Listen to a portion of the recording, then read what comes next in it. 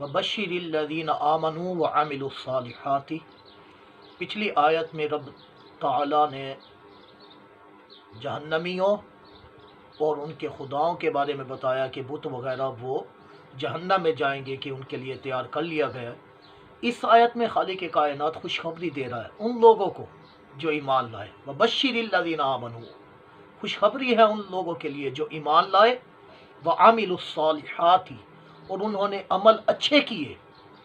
تو اس سے پتہ چلا کہ نیک اعمال کے لیے ایمان شرط ہے، یعنی نیک اعمال اسی وقت مقبول ہوں گے جب ایمان لائے گا، اور ایمان کی جان جو ہیں وہ حضور نبی کریم علیہ السلام کی ذات والا صفات ہیں۔ جی ہاں، قرآن کہتا ہے لِتُؤْمِنُوا بِاللَّهِ وَرَسُولِهِ وَتُعَزِّرُوهُ وَتُوَقِّرُوهُ وَتُسَبِّحُوهُ بُكْرَةً وَأَصِيلًا، کہ وہ اللہ اور اس کے رسول پر ایمان لائے، رسول کی تعظیم و توقیر کرے، اور صبح و شام اللہ کی تسبیح کرے، یعنی اس کی عبادت کرے۔ تو ترتیب دیکھیے، ایمان لائے اور نیک عمل کیے اور رسول اللہ کی تعظیم نہیں ہے تو اس کے اعمال اکارت جائیں گے، اور ایمان لائے رسول اللہ کی تعظیم کی تو یہ وہ چیز ہے کہ جو اس کو شفاعت کا حقدار بھی بنا دے گی، اور کل قیامت کے دن آقا کریم علیہ السلام رائی کے دانے کے برابر ایمان والے کو بھی بخشوائیں گے۔ تو ہمارا تعلق حضور علیہ السلام سے مضبوط ہونا چاہیے۔ دیکھیے، نیک اعمال کیجئے۔ نیک اعمال کے لیے سب سے پہلا کام یہ ہے کہ ہمیں علم دین سیکھنا ہوگا، کیونکہ علم کے بغیر ہم کوئی بھی عمل کریں وہ اس کے اندر چاشنی اور اس کی حلاوت اور اس کی جو خشوع اور خضوع ہے وہ حاصل نہیں ہو سکتا۔ تو ہمیں چاہیے کہ علم حاصل کریں، طہارت کا، پاکیزگی کا، نماز کا، نفل نمازیں زیادہ سے زیادہ پڑھیں، جمعہ کا ثواب پانے کے لیے جمعہ کے دن اذان سے پہلے ہی وہاں پر پہنچ جائیں۔ علم دین حاصل کرنے کا بہترین ذریعہ ہوتا ہے نماز جنازہ میں شرکت کریں، کیونکہ اس میں شرکت کرنے والا یا تو اس کی مغفرت کر دی جاتی ہے یا پھر اس کی وجہ سے میت کی مغفرت کر دی جاتی ہے۔ صدقات اور خیرات کریں، روزے رکھیں، حج کریں اگر رب تعالیٰ نے استطاعت دی ہے، تو یوں نیک اعمال کرتے چلے جائیں۔ اللہ توفیق دے تو جہاد کریں، قرآن پاک کی کثرت کے ساتھ تلاوت کریں، اس کو سمجھیں کہ رب کائنات نے کیا کیا احکامات ایمان والوں کے لیے صادر فرمائے ہیں۔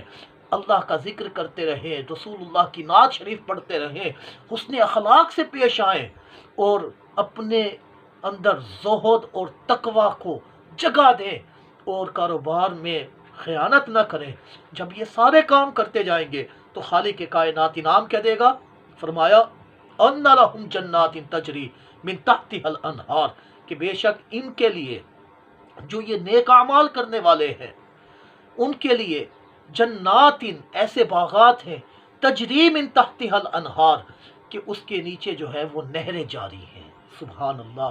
کلما رزقوا منها من ثمرات الرزق، جب جب بھی وہ اس میں سے کچھ رزق دیے جائیں گے اور انہیں کچھ کھانے کو ملے گا، قالو، تو جنت کے اندر ان نعمتوں کے اندر جب ان کو کوئی نعمت ملے گی، قالو، تو وہ کہیں گے ھذا الذی رزقنا من قبل، یہ تو اسی کی مثل ہمیں اس سے پہلے بھی دیا گیا ہے۔ ھذا الذی رزقنا، یہ وہ ہے کہ جو ہمیں رزق دیا گیا تھا من قبلی، اس سے پہلے، وَأُتُوا بِهِ مُتَشَابِهًا، یا پھر اس کے متشابہ، اس سے ملتا جلتا رزق دیا گیا تھا۔ وَلَهُمْ فِيهَا أَزْوَاجٌ مُطَهَّرَةٌ، اور ان کے لیے اس میں نیک بیویاں ہیں، حوریں ہیں، وَهُمْ فِيهَا خَالِدُونَ، اور وہ اس میں ہمیشہ رہنے والے ہیں۔ قرآن کی اس آیت میں رب کائنات فرما رہا ہے کہ جنت میں جب ان کو میوے ملیں گے، اللہ اکبر، جب وہ اس کو کھائیں گے، جب ان کی شکل اور صورت دیکھیں گے تو کہیں گے یہ تو وہی ہے کہ یا تو وہ جو دنیا میں ہمیں ملتا تھا، لیکن جب وہ اس کا کھائیں گے اور اس کا ذائقہ چکھیں گے تو ایک ایک میوے سے ستر ذائقے مختلف قسم کے آئیں گے اور جو ان کے دل کو لبھائیں گے، اور اس طرح کا میوہ انہوں کی خدشات سے بھی کبھی نہ گزرا تھا، انہوں نے کبھی سوچا نہ تھا۔ ایک شخص اگر جنت میں چلا جاتا ہے اور اس کا دل کر رہا ہے کہ میں بٹیر کھاؤں، تو اس کی خواہش پر بھنا ہوا بٹیر اس کے سامنے آ جائے گا، یہ بٹیر کو کھائے گا، ہڈیاں پھینکے گا، بٹیر پر گوشت آئے گا اور اس کے پر لگیں گے اور کہے گا اے آدم کی اولاد، تیرا شکر ہے تو نے مجھے کھایا۔ اللہ اکبر! ہم آج یہاں اللہ کا شکر ادا کرتے ہیں جب ہمیں روزی ملتی ہے، اور اس وقت روزی ہمارا شکر ادا کرے گی کہ تو نے ہمیں شرف دیا۔ بہرحال نیک اعمال ضروری ہیں۔ خالق کائنات فرما رہا ہے وَأْتُوا بِهِ مُتَشَابِهًا، کہ اس سے ملتا جلتا انہیں دیا جائے گا، اور اس کے لیے اس میں نورے بھی ہیں اور اس میں وہ ہمیشہ رہیں گے، مطلب کبھی نکالے نہیں جائیں گے۔ اللہ تعالی ہمیں نیک اعمال کی سعادت دے اور حضور علیہ الصلوۃ والسلام سے محبت پر استقامت اور مدامت عطا فرمائے، کہ آپ علیہ الصلوۃ والسلام کے دامن سے وابستہ ہو کر ہی ہم فلاح پا سکتے ہیں، کیونکہ ان کی محبت یہ ایمان کی شرط اول ہے۔ اللہ لا ایمان لمن لا محبت اللہ، آپ ایمان کی مٹھاس کو ہرگز نہیں پا سکتے جب تک کہ حضور علیہ الصلوۃ والسلام سے کامل طور پر محبت نہ فرما دیں۔